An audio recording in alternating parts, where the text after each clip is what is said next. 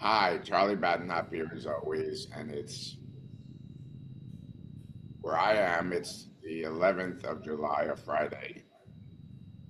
In the States, it'll be a Thursday, the 10th. And so I take a moment to, because I've been talking to my friends here, to go back inside. I usually swallow once or twice, and I just want to make sure I'm really here, or at least I'm as here as I possibly know how to be at the moment.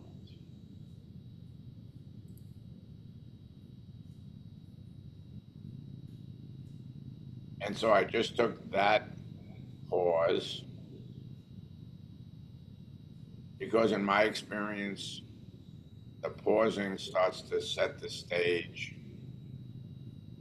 into a new way of being.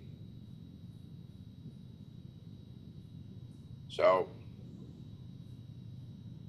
with Connie, with Jim, um, with Ellen,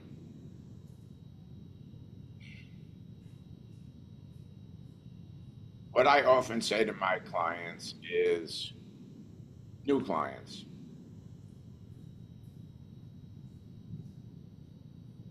Seems like you're doing well so far, and I'm happy about that. And I want to make clear that these are not the same kind of conversations that you have with most people.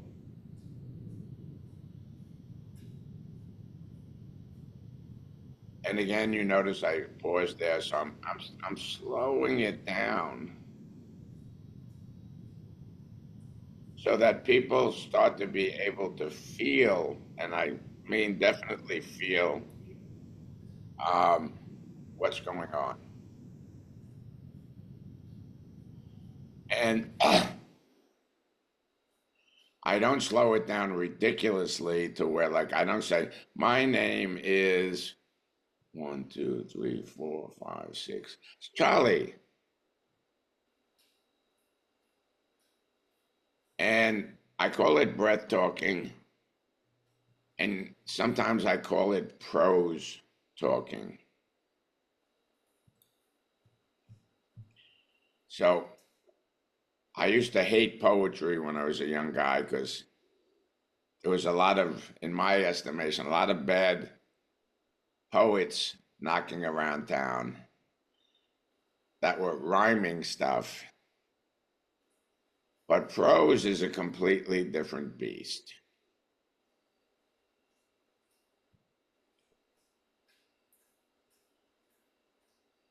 And just imagine, for instance, chances are I'd never be saying this to any one of the five of you. Just imagine, get a sense. I'm going to make believe I'm going to say this to any one of the five of you, like I'm saying it to each one of you individually. Just get a sense of this.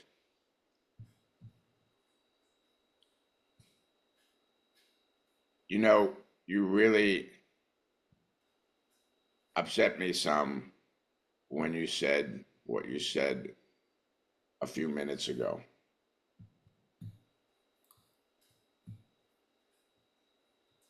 Okay, feel the weight of that compared to, you really upset me with what you said a few minutes ago.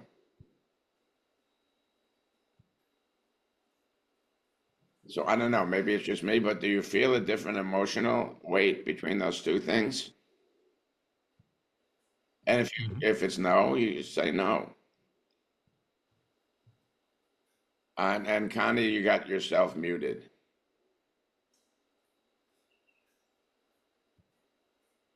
So what did you say, Connie? I said yes. Yes. So my experience dealing with my own self as a human being and being a coach for about 40 years now,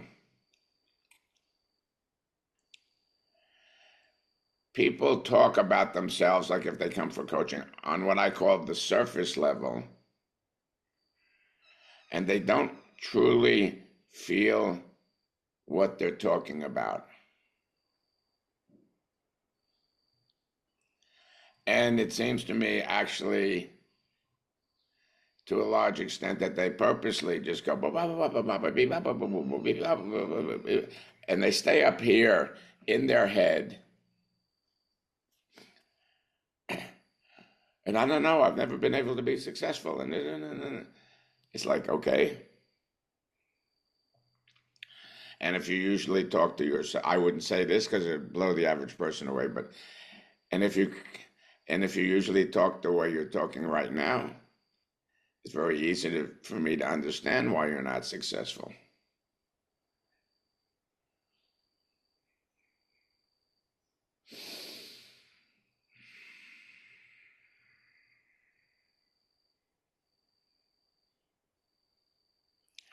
So you want people to really get here.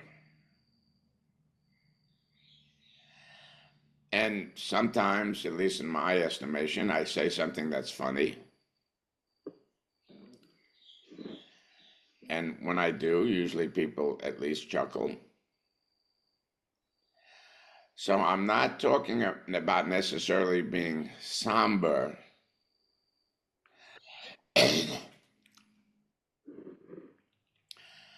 I'm talking about being as fully present as I know how, and having everything that I say with a bit of weight to it.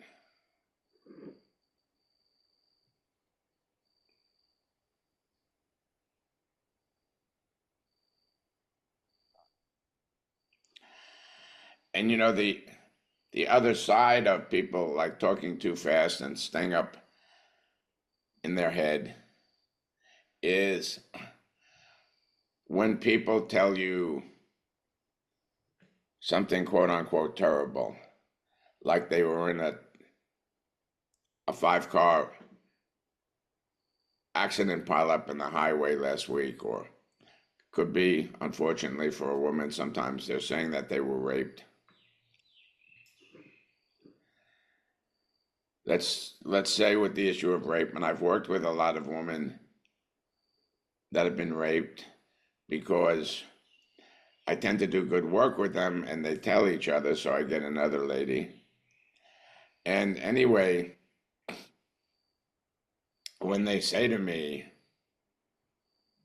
like I had a female client, bless her soul, lovely, lovely woman, good looking woman, although rape is not about sex, but anyway, it's a good looking woman, lovely woman. She had been raped 5 times by 5 different men. So when she told me that, man, I had, good thing my back was already up against the chair because I kind of went, holy mackerel. But guess what? I didn't say holy mackerel. I didn't show that that was almost hard to believe. I just said, nodded my head like I'm doing now, and I go, okay, wow. Sorry to hear that.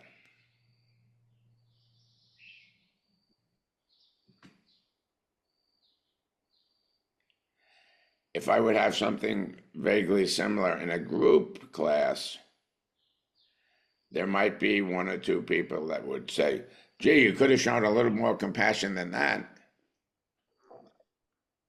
I show respect and compassion, but I don't want to make it into a big deal because I'm hoping to help this lady to where she no longer takes it as a big deal. And when I say in this instance, quote unquote, big deal, yes, of course it's a big deal that a woman gets raped, but not, hopefully, she won't be using it as a way to take away from the quality of her life for the rest of her life. So, wow, I don't want to go, oh my God, that's so horrible. Oh, you poor baby. No, no, not going to serve. I would gladly do that if I thought it served her. But I say no, no, no, no, no.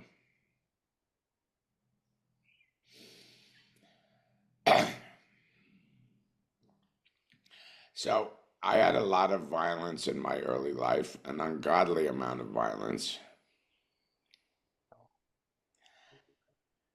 And one of the ways I'm still in the process of helping myself get through that. And when I have one of these little visual flashes of me getting beaten by my father or in jail in Greece or whatever, I kind of go like that. And then I think, Charlie, I actually say it like this: Charlie, tell the rest of the story, please. So the rest of the story is, I make it like this, I'm just making this up. I got badly beaten. And after that, I was very successful in school and, in fact, was tremendously successful in Aikido. And I take a deep breath. Oh, you see, I'm adding a different ending to the story. Very importantly. If you're just there going, oh, that automobile accident I was in, it was so horrible, blah, blah, blah, blah, blah, blah, blah, blah, and you just kind of stop there, you're keeping yourself stuck in that memory, and you're going to make it worse over time.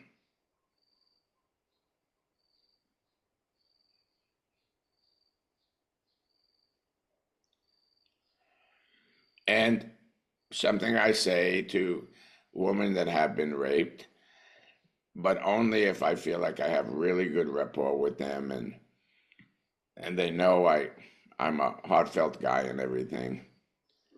Very importantly, I will say at some point, you know, Sally, bless your soul, you were raped once, which is more than should ever happen to any woman. And if you think about it, and think about it while still appreciating yourself, you've raped yourself in your own mind 1,000 times since then.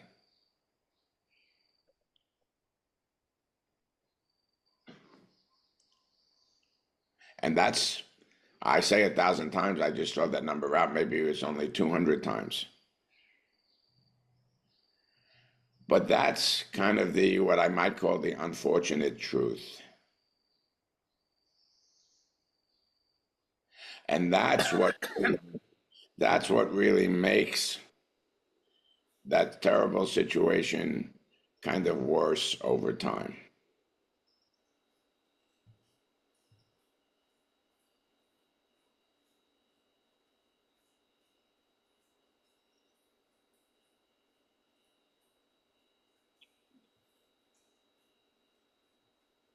Okay, so let me get some feedback from anyone as to what I've said so far, please.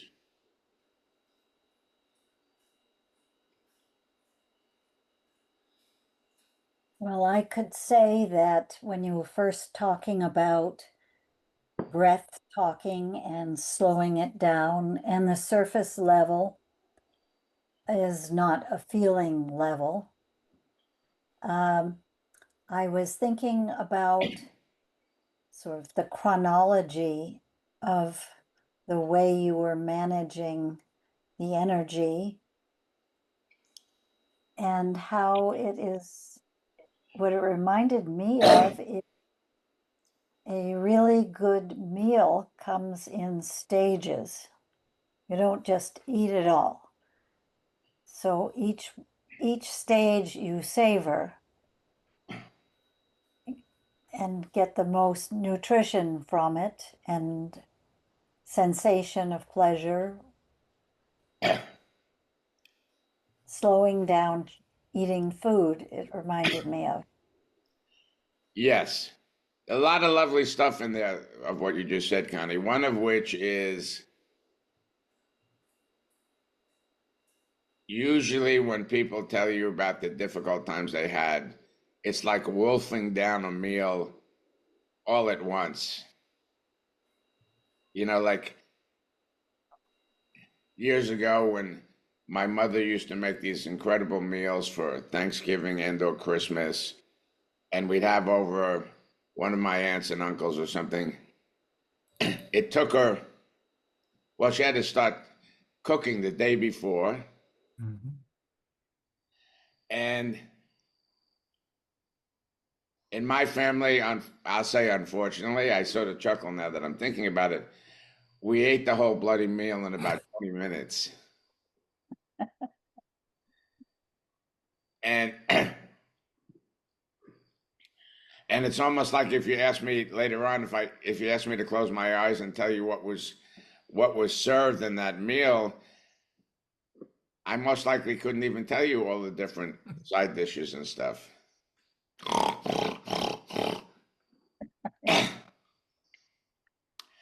And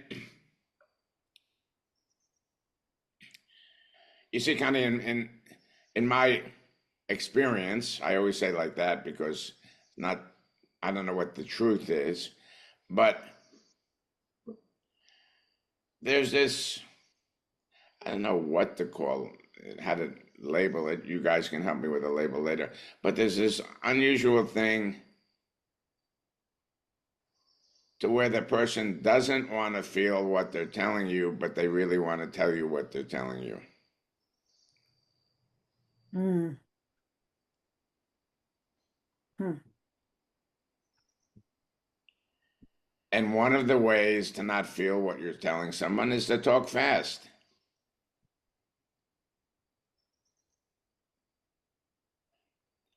And when you start to learn how to pay attention, it becomes dead obvious that they couldn't be feeling what they were talking about because they just named three horrible things in 20 seconds time. If you felt even the first thing, you would have slowed down.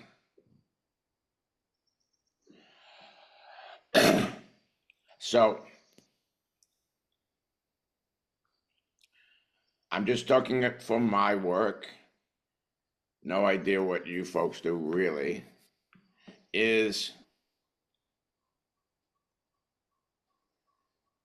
people don't come to me, for instance, because they just want to lose another 7 pounds after having lost 30 pounds, or they just want to do some other thing to make themselves more fantastic.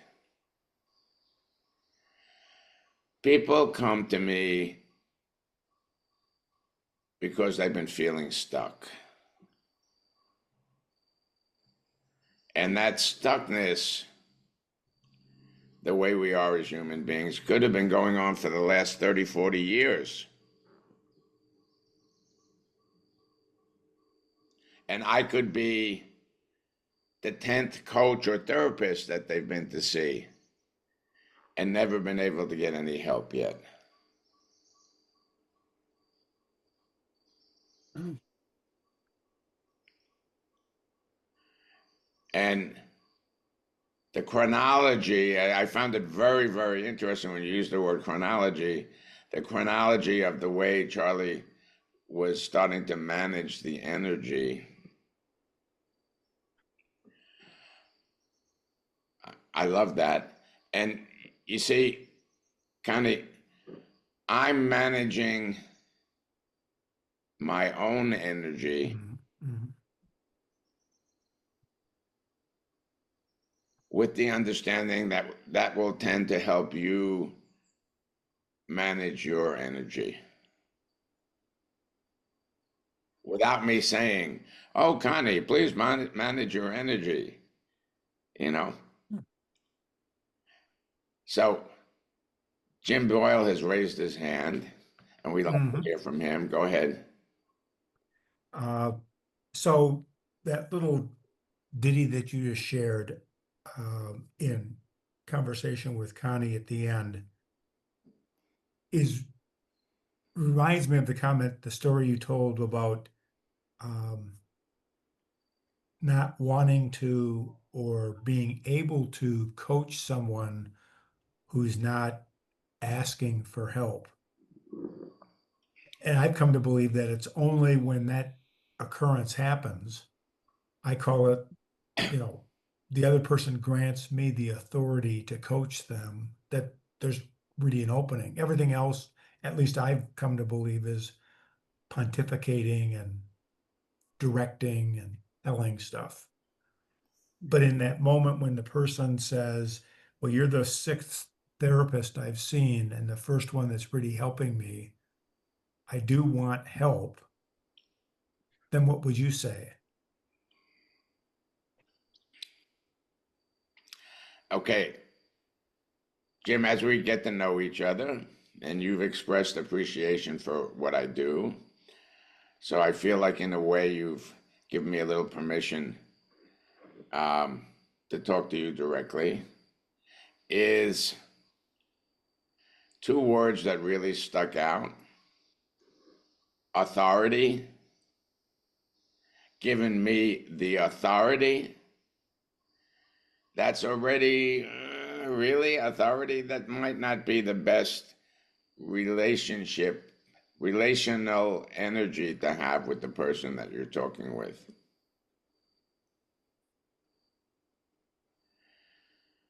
So I sent you, Jim, some of the book that I'm writing. Mhm. I talk about wisdom. I am not claiming to be wise. That would be a little foolish, particularly if people know me. I say playfully. But I do my best to somehow communicate wisdom, which isn't Charlie Badenhop's wisdom.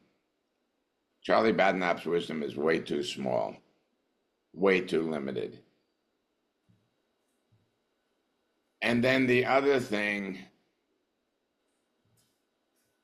you said is the person pontificates. And please be honest, when you use the word pontificate, does that have a negative connotation or not? Yeah. Yeah. So bless your soul, my friend. You've got a negative connotation about someone that you're coaching or going to coach. No, I think you're misunderstanding what I'm saying. Okay, go ahead.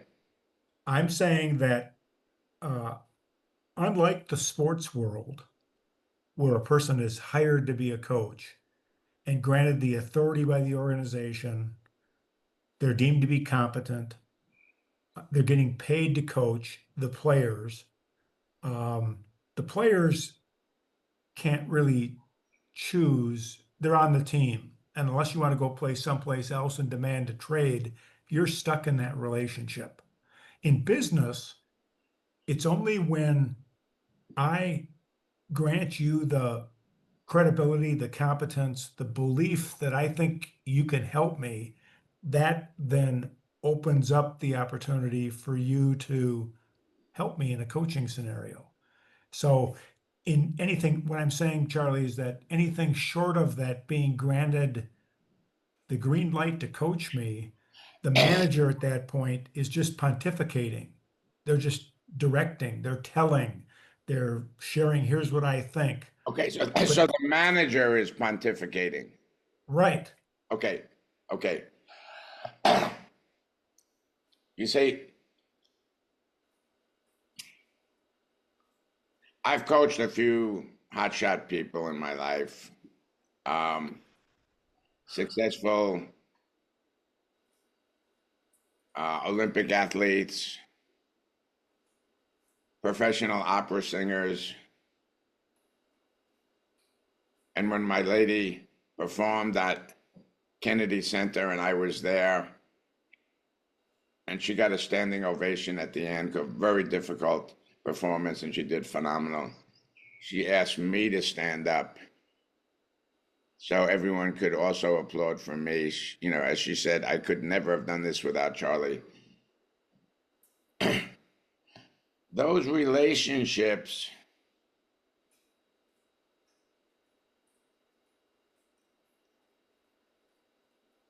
depending, and it changes, could be father-child, could be like husband-wife, but obviously no sex. Very close relationships to where I wouldn't hesitate to put my arm around them in a friendly manner, and they wouldn't also hesitate to put their arm around me in a friendly manner. Mhm. So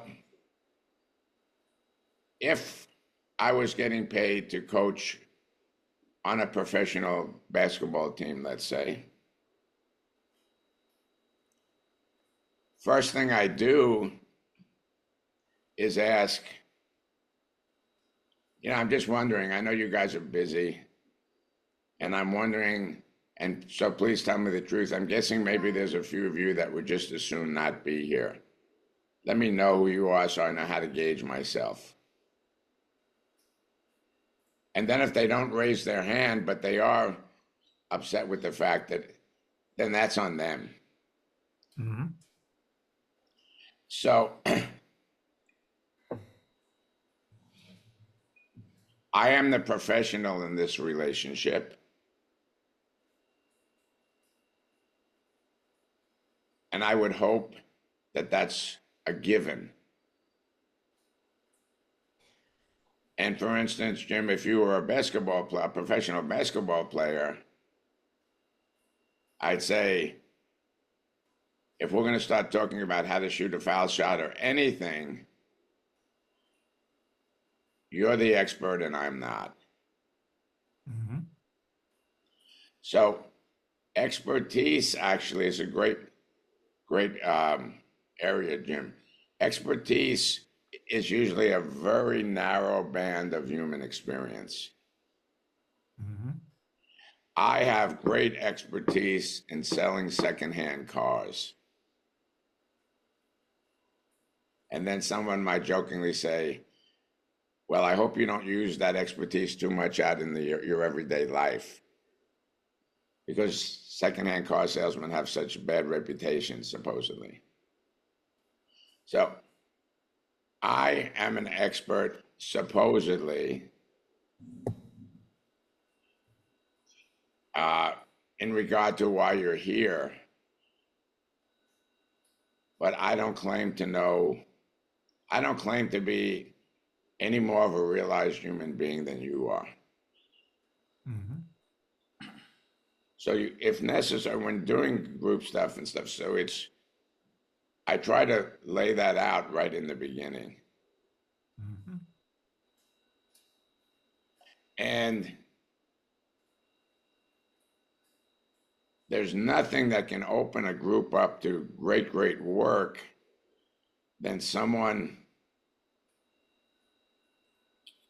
complaining about how they don't appreciate being here. And the first thing, if the person said, you know, yeah, I'd rather not be, I go, thank you so much for saying that. And I'm even wondering, even if we have to lie a little bit, is there some way we can get you out of this class and I just keep the people that want to be here? Because I don't want you here if you don't want to be here. Now the person's actually going, huh? I never expected Mhm. that kind of reaction. Yeah, well, that's the kind of guy I am.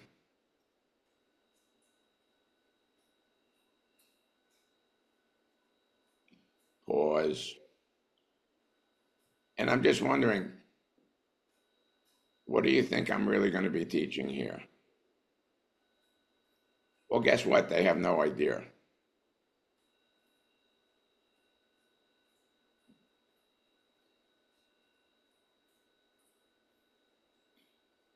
Yes?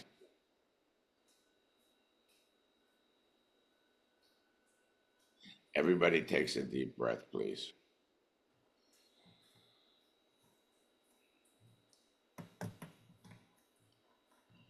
So I'm going to ask, and then someone can raise their hand or whatever. And by the way, how do people raise their hand? What is it? You have to go down to the bottom of the. Yeah, the chat, In the bar on the bottom, there's a raise hand It feature. says react and there's a heart beside it. right? Oh, okay, good. So what happens when I do that? Oh, I get all those coming up. But you guys don't you guys don't see a thing that says Charlie's raising his hand. No. Okay. No, Probably because you are the host. Yeah. So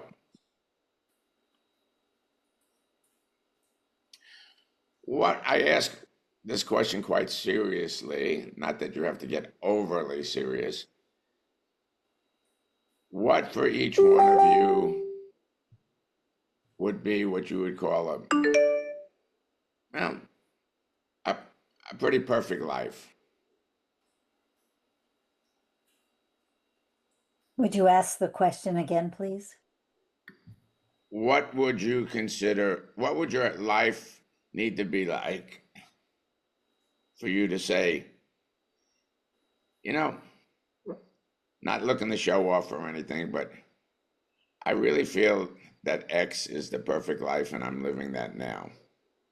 But forget about whether you're living it now or not. What would be a perfect life for any one of the four of you, five of you, four of you? Okay, Connie Miller raised her real hand. Uh, Go ahead. Good enough. Yeah. Uh, what my mind goes to in response to that question is that I live a life which has a pace and experience of gratitude that I can appreciate my life as it unfolds.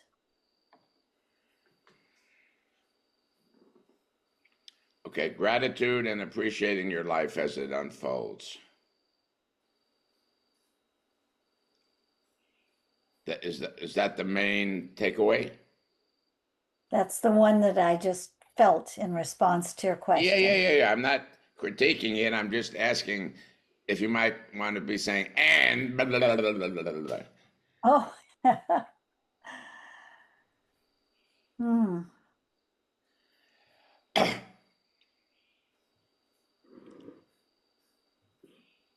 So say it again, please, Connie.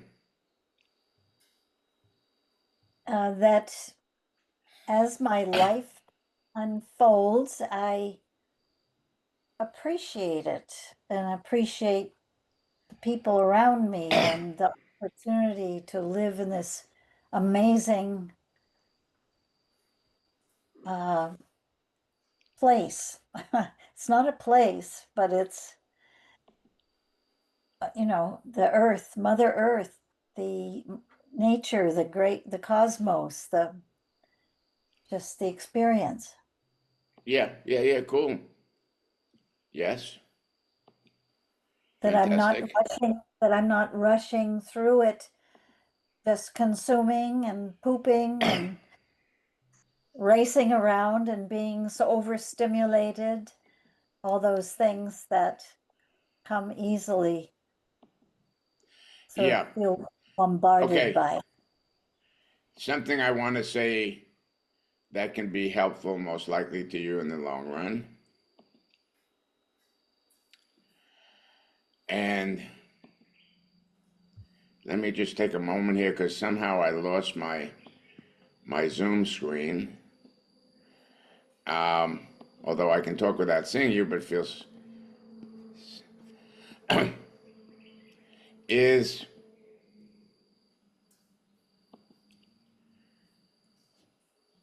you started out with a very simple statement, positively oriented, simple statement. And then, bless your little soul, oh, there we are again. Bless your little soul, you went into all of these negatively oriented statements. Not feeling run over or whatever, not feeling out of sorts, not feeling, ooh. Interesting, and this is a common thing that we do. Interesting that you switched over to that side of the table.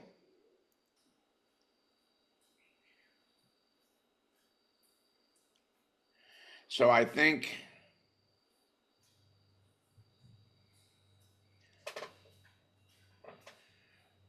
what I notice in my, what I call my internet life, is, first of all, I'm getting more and more, more and more attempted scams from all of these different people. And so much supposed, like I call it, showing off about accomplishments that most likely aren't real. You know what I mean? Yeah. So I think unconsciously, this is again, this is Charlie speaking, not saying this is what you were doing. We think we have to build it up to a 9 because everybody else is acting up there instead of staying satisfied with a 4 or 5. So you made this very lovely statement. And then you kind of tracked mud over it by saying all of these things that you didn't want to have happen. And it's like, interesting, why are we talking about that? And maybe you don't have a clear answer, which is fine, and I'm just bringing it up. But I think we do that a lot. Pretty much all of us.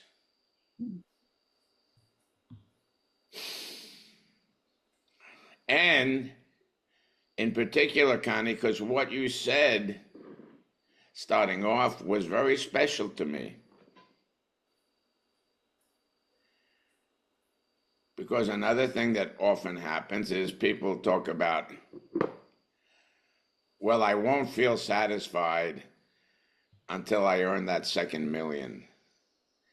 And I won't feel satisfied until I have that 911S, Porsche 911S, and blah, blah, blah, blah, blah, blah, blah. And they keep on pushing satisfaction further and further away from them. If they start to get closer to it, they push it out further away. And you just said, just being in a pleasant space, feeling satisfied with myself and the situation that I'm living in is fantastic. And I felt like, wow, here's a special person.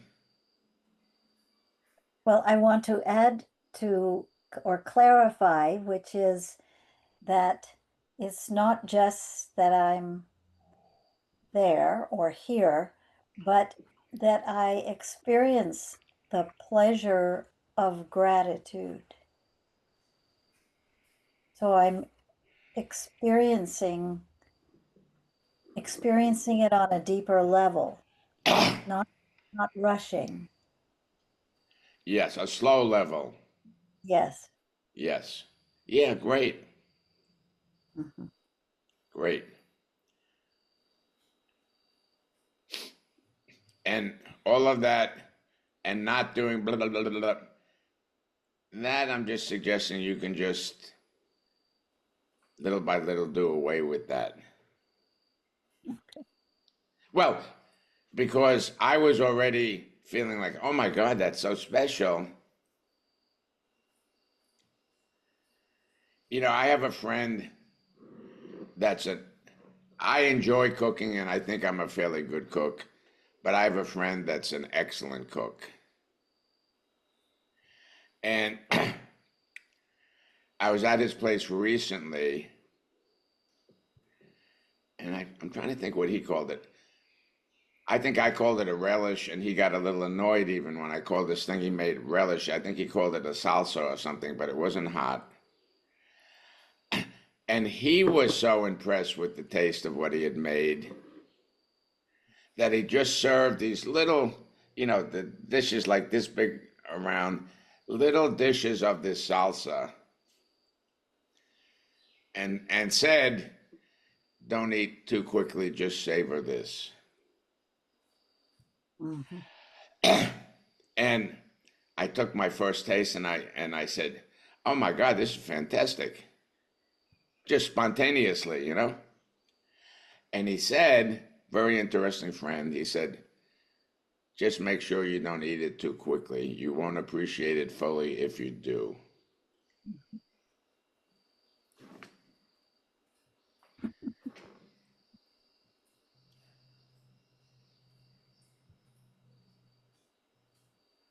So, as always, thank you, Connie. And Jim, how about you? What would be big time happiness? I think if I could truly accept who I am and live life. Okay. And thank you for that. I want to give you, I don't know, just a little suggestion that maybe doesn't have anything to do with what we're talking about today. Mhm. It'd be better, you'd come across differently if you sat back further away from the camera. Okay. Yes, great. Because I don't know how this comes up when I sit like this, but your head is like, I say this playfully, but it's true. Your head seems twice as big as the other people in the class. It might be. Yes, well, you might be that much smarter, but um, okay. Now, guys, now I do a little retune, and I ask you guys to retune along with me. And when you heard Jim say whatever exactly it was that he said, I'm wondering, using one word, how would you say what you felt? For instance, Connie.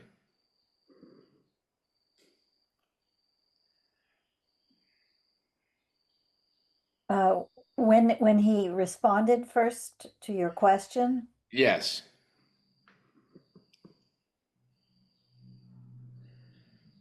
I became curious. Okay. I wanted to hear more specifically what he was feeling. Okay. Cool. Okay. Joe, how about you?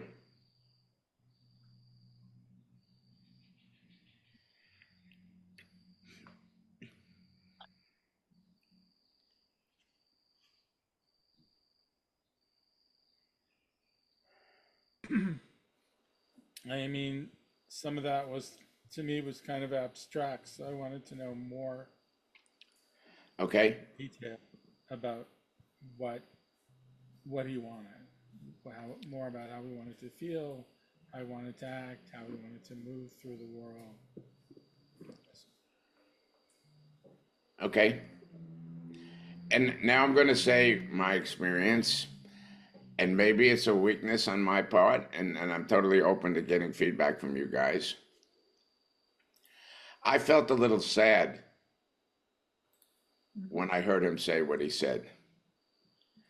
You two folks didn't feel any, within yourself, you didn't feel any sadness at all. Is that correct? No, it's not correct. I did feel sad. Yeah, but you didn't say it because, Well, I hoped that I would hear more to understand the sadness. the sadness that you felt. Uh, I felt he expressed some unhappiness with himself. Yes, I would say. Yeah. And so I felt, as I said, the curiosity about what what could be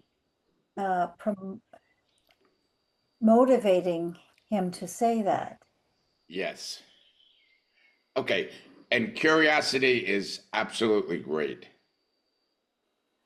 And curiosity is completely different than someone being a know-it-all or whatever. Mm. Like, oh, I heard him say what he said, and that reminded me of what it says on page 62 of the such and such manual or something like that, you know.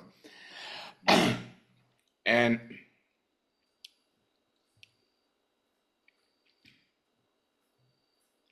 so I'm going to say it like this to Jim.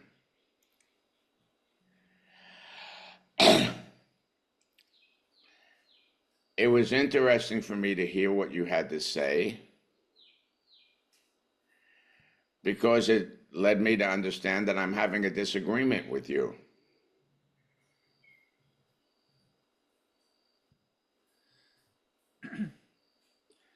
Do you know what that disagreement is, Jim?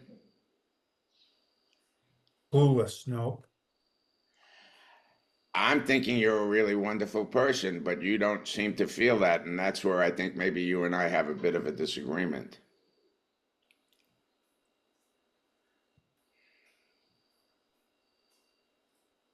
Do you want my response to that or? Well, we could all just go home and whatever. No, as you say it like that, um, I get that, but on the face of what you said, until you until you shared that with me, I didn't know that's what you were thinking. The disagreement. Okay, okay. So I'm not quite. I can't. I'm not sure what you just said. Well, I didn't. My honest reaction to your question was, I didn't know what the disagreement was.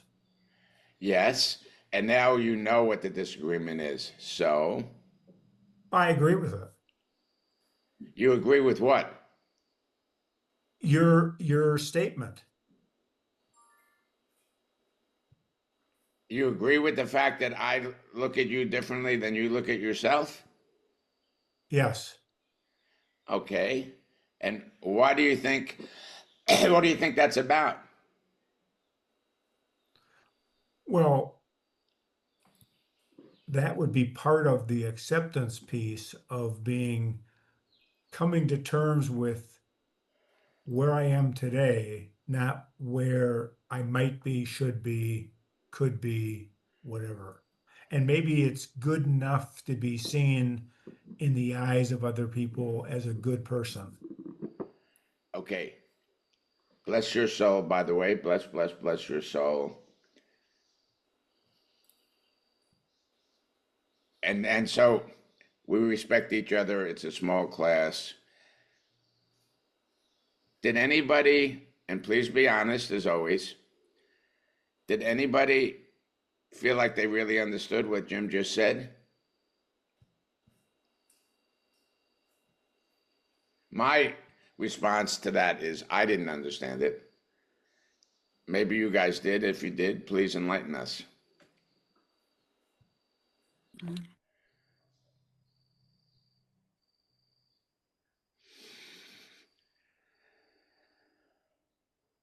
I heard disappointment in oneself.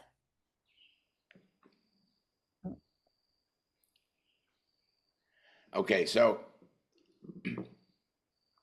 you know, when people talk about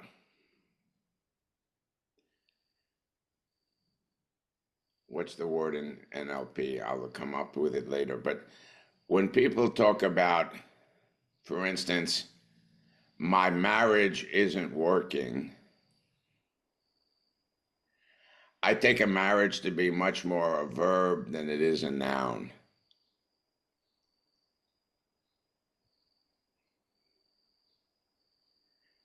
So if your marriage hasn't been working and hasn't been working and hasn't been working, you know, if you say, I don't think my marriage has been working well for the last 5 years, okay, maybe that's fairly accurate. But my marriage isn't working. It's a misunderstanding of what's taking place. So what happens with us, Connie and Jim and Joel and Charlie and Ellen, is quite often, and Joel, if you come up with the proper term for this, don't hesitate to tell us. Quite often, when people start talking about something that's upsetting them, annoying them, or whatever, they lose, I don't know the right word, the clear marker for who it is exactly they're talking about. So Charlie might say, you know,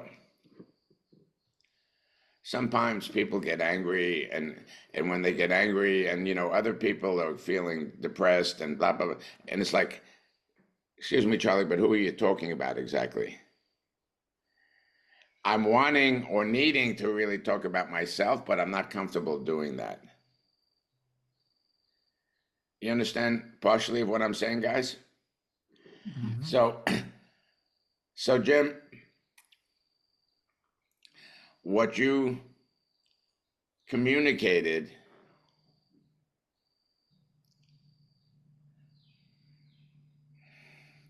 is what I would call, respectfully and a little playfully, a confusion technique.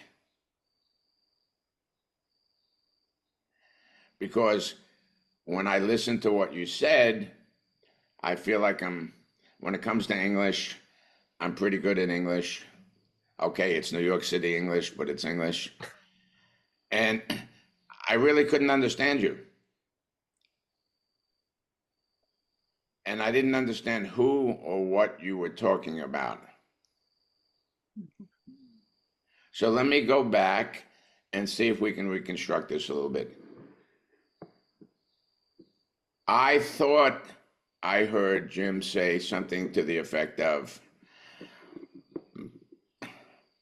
I'm not really happy with the way I am in the world.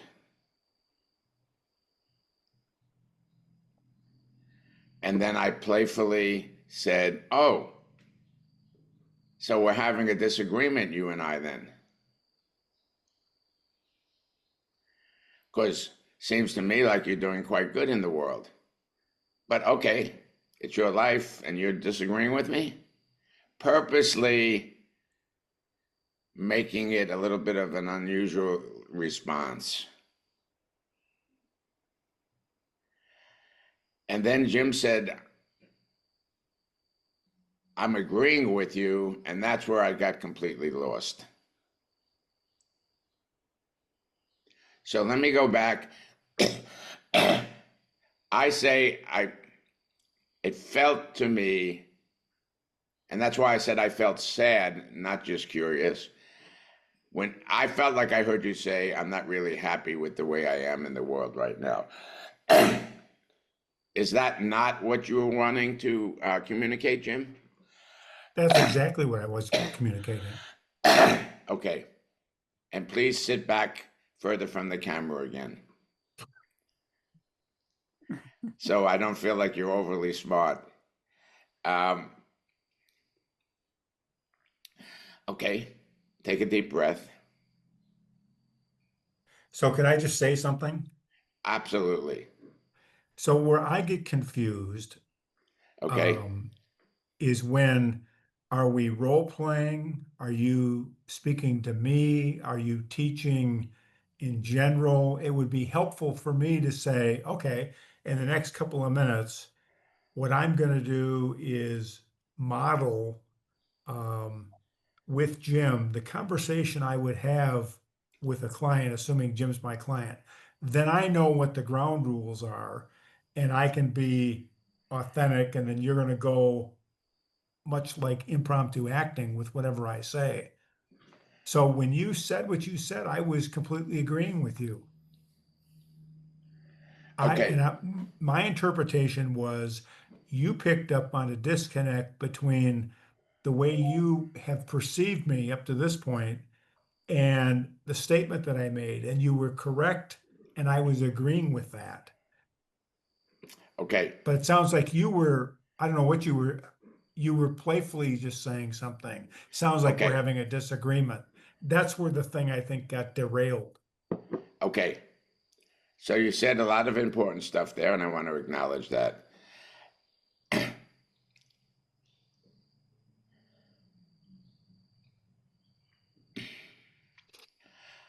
I was talking to you. I'm going like this. I'm back and forth in my head. I was talking to you in what I might call a fairly common Charlie style. Hmm. And a little bit like when I was saying, if a woman tells me she's been raped, I don't go, oh my God, my poor darling. I wouldn't be playful then, but I would just say, okay, wow, that's serious. And some people would say, you didn't seem to express enough concern and everything for this woman. And I would say, okay, let's see what happens. Let's talk to the lady and see what she says. So I'm here talking to Jim Doyle, who is going to again sit back further away from the camera, please. Yeah, well, it's important because it seems like you're going like this and really getting into the conversation, and that might be a little bit too much into the conversation. Okay. So I'm talking to you as Charlie. I'm not adding, in my mind, any other layers to the conversation, like, okay, Jim, make believe you come from Germany or whatever, and we're going to do some role playing, because you mentioned role playing. I'm talking to you,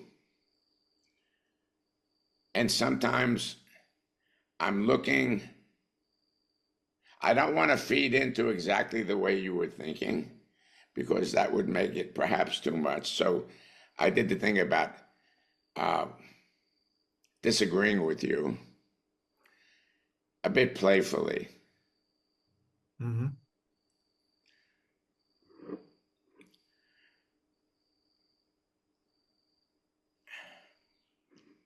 And now I pause and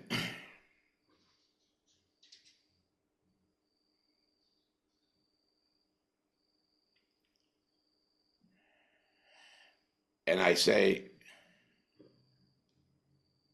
the kind of disagreement that I'm having with you, Jim, and explain to me how I'm wrong somehow, because I'm often wrong. I find you to be a really lovely person, Thank you. but just my take on whatever, Charlie's way of being in the world or whatever, I felt like I was hearing you say that you don't find yourself to be a lovely person.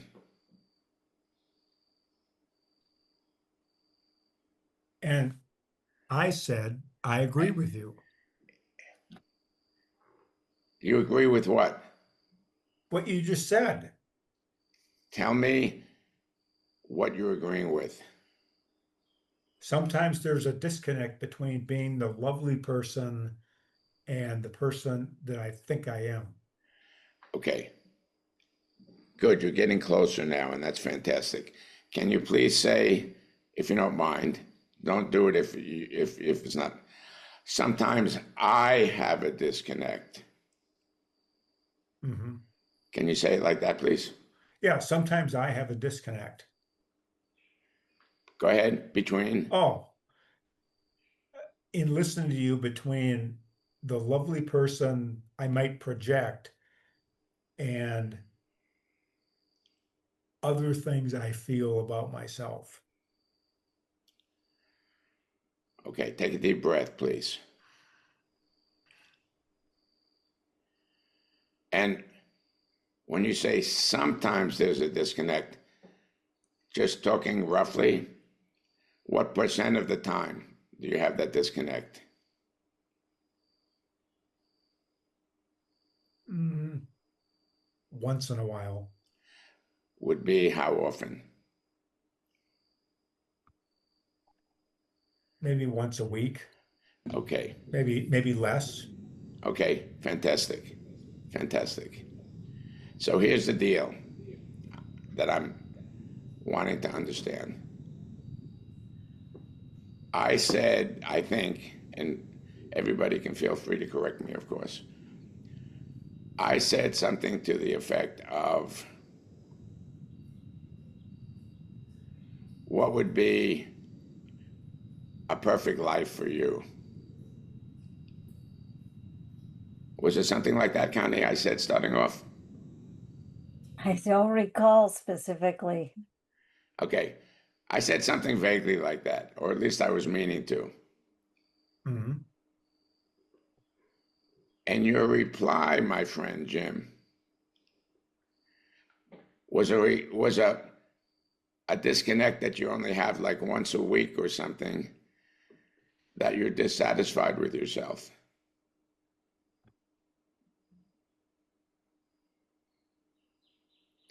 And I was really surprised because I wasn't expecting anyone to say how they weren't feeling good about themselves.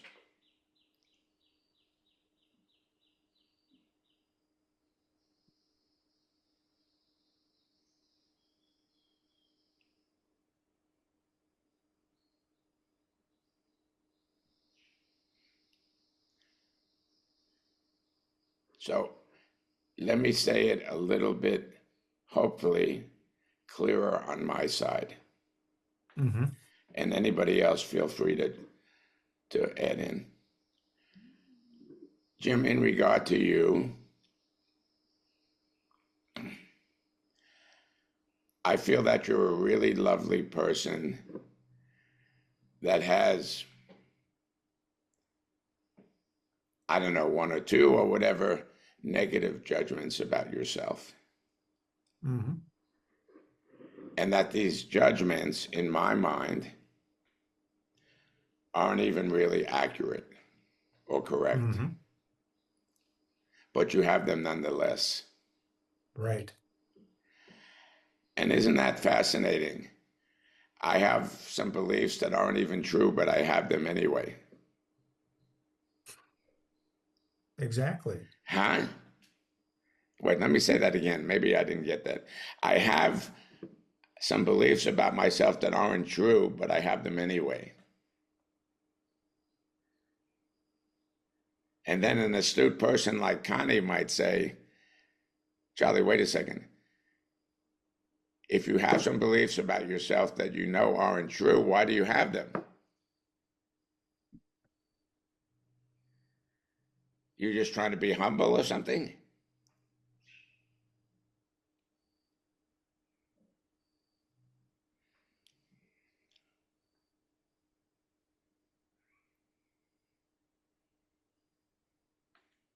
Take a deep breath, Jim.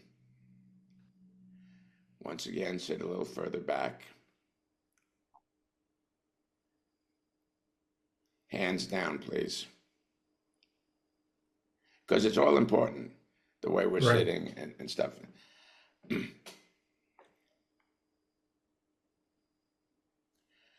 So, yes, I find you to be a lovely person who has some untrue thoughts about yourself. Mm-hmm.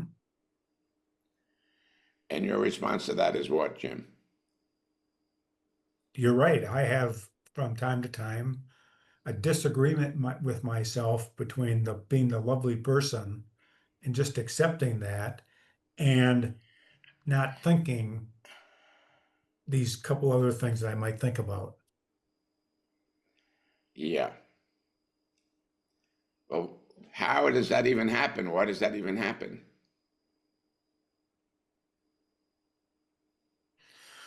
Boy, I'd have to probably, if I was deep in therapy, go way back to when I was being raised. Maybe my dad may have taught me that I was not good enough. Okay. So guess what? We're What? right here. We're right here, right now. We don't Our have to be 55-minute session's over with? we don't have to be quote unquote deep in therapy.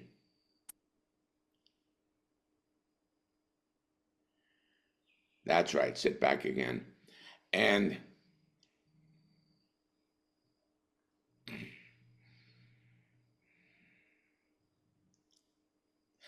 my father used to say to me, and I'll tone the language down a little bit, you're no damn good and you'll never be any good. As he was beating the shit out of me. Mm-hmm. And I will tell you, and you most likely won't be surprised, I spent the first 35 years of my life trying to prove him correct. You hear that? I Yep. tried to prove that he was correct when he said, I'm no damn good and I'll never be any good.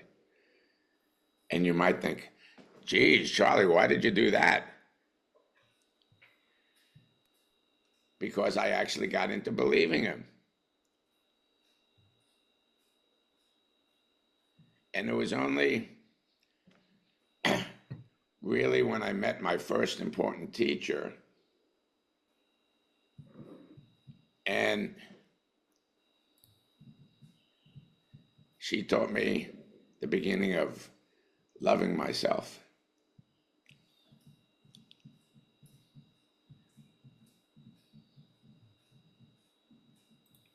So the thing is, Jim,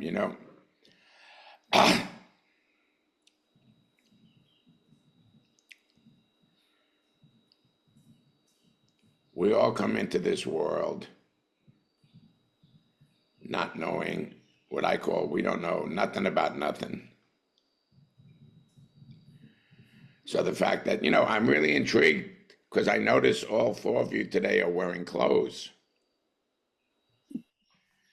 Yes, we tend to do that pretty much everywhere on planet Earth. Maybe a few places in Africa they don't. We don't know anything about anything.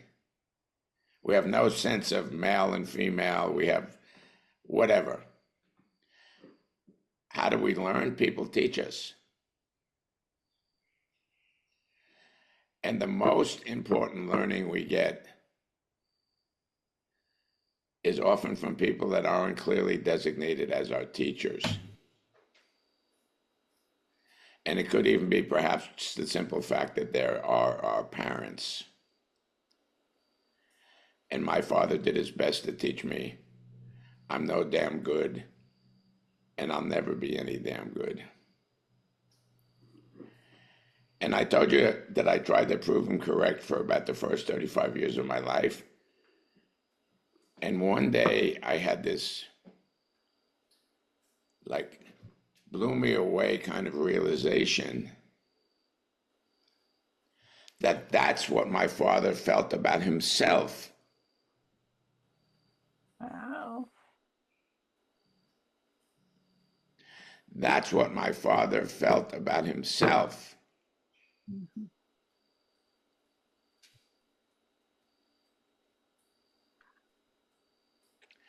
And my father was in the New York City Fire Department. Well, at least for 30 years, but he would have been in longer, but he got majorly injured in a big fire. And my father had the reputation. I mean, New York City firemen, I don't know nowadays, but anyway, they're all heroes in my mind. They go into the World Trade Center to try to save people instead of running away from it. And my father was known as one of the biggest heroes in the New York City Fire Department. Time and time and time again, he would do shit that was just, well, number one, very dangerous, and number two, very heroic. But my father had a deep, maybe I could even call it hate for himself. And just when he was dying and I was attending to him, he was still this ornery son of a bitch.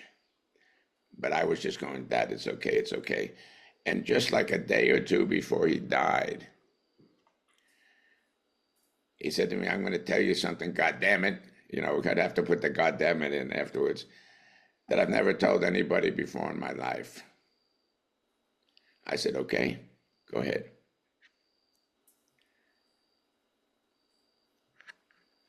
Uncle Sammy, I'm making up the name, Uncle Sammy sexually abused me when I was about 8 years old. And I didn't have the balls to go tell anybody. And I said, well, Dad, God bless you. At 8 years old, you really didn't have the balls yet because your testicles hadn't dropped.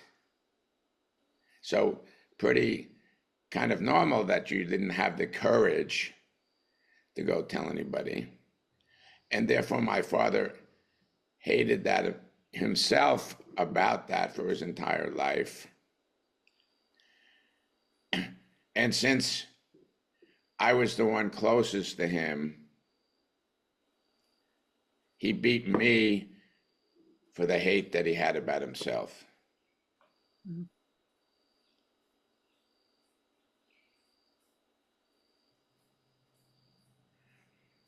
So please let that sink in, because I think it's a real holy shit moment. And we're going a little bit over time, and I'll stop in a couple of minutes, but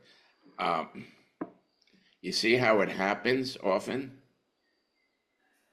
The twisted inside out, upside down, looking in the mirror. And I still get confused as to which is the left hand, which is the right hand if I'm doing stuff in the mirror. But my father beat me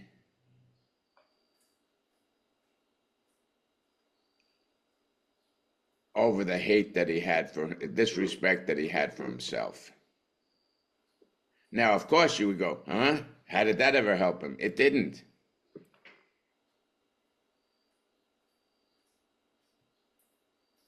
And when he told me what he told me, like the day before he died, he was carrying that secret for like 80 something years.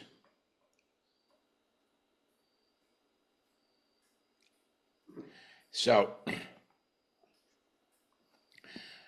for now, Jim, I'll just say that seems to me that you got some very low grade teaching in your life, and you learned some things about yourself that are absolutely not true.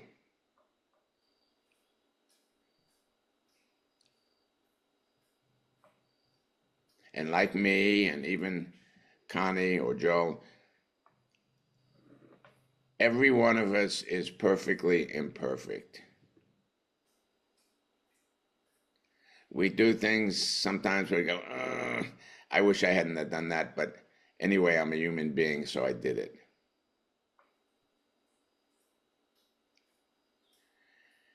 So I would encourage you over this next 2 weeks in particular, and of course you can always write to me, to really like look in the mirror and in fact, just try this now, even though you're looking at us instead of the mirror. Mhm. Could you say something like, you know, Jim, you're a really lovely guy and I love you. Can you say that? Go ahead. Sure. Jim, you're a really lovely guy, and I love you. Yeah, that's a good beginning. How old are you, Jim? 73. Do I look 73. 73?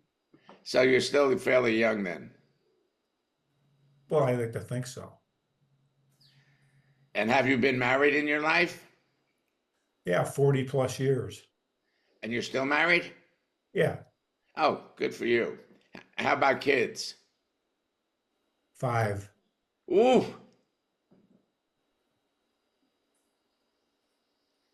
Okay, fantastic. Mhm. So you look in the mirror and just say, you know, I really love you. You're a wonderful guy.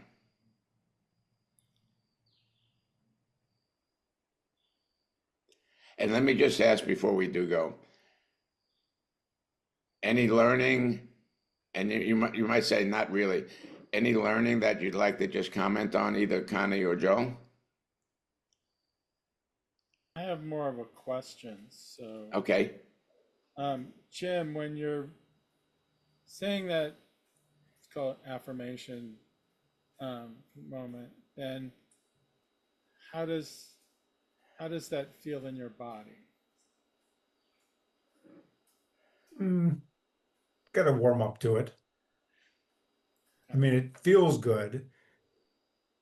Yeah, it feels good. Okay.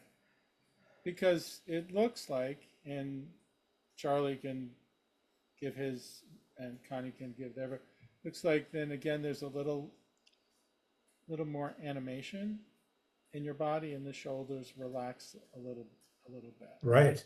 It seemed like for some of way we're interacting, there was like a bit of stillness, or holding that was Hmm. occurring. So that might be also something to play with, is just noticing how you can bring more of that warmth, a little bit of relaxation into your body, into your shoulders. Yeah, that's good. Thank you. I have something as well. If it's okay, Charlie. Of course. Okay. So, Jim, if you take that sentence, uh, whatever it was that Charlie encouraged you to say, and say it several times, and each time put the emphasis on a different word. Like, I love myself. I love myself. I love myself. It deepens the feeling to emphasize different words. That's good too. Thank you. You're very welcome. Mm. Okay. So if you guys don't mind, since this is my core group of people, but no one new has come today, I'm going to basically say that I'm going to teach the same class next time rather than, because there's a lot of good material that I was going to teach, but I'm very happy with what we did today. But I'm going to teach that. I'm going to say that I'm teaching something like that over again, and you won't think I'm just turning out retreads. Part two. Perfect. Okay? Yep. Okay, Thank you. We'll just call it part two, Charlie. So, Okay, part Yep. 2. There we go. There we go. So, thank you, and I'm hoping that someone learns a little something each and every class. Mhm. And I'd be happy to have any kind of emails from any of you saying anything about this class. So thanks a lot. Thank you. thank See you you. next time, Thank- everybody. Okay. Yeah, Okay. Bye. Bye-bye. bye, Joel. Bye, Charlie. Bye. Bye.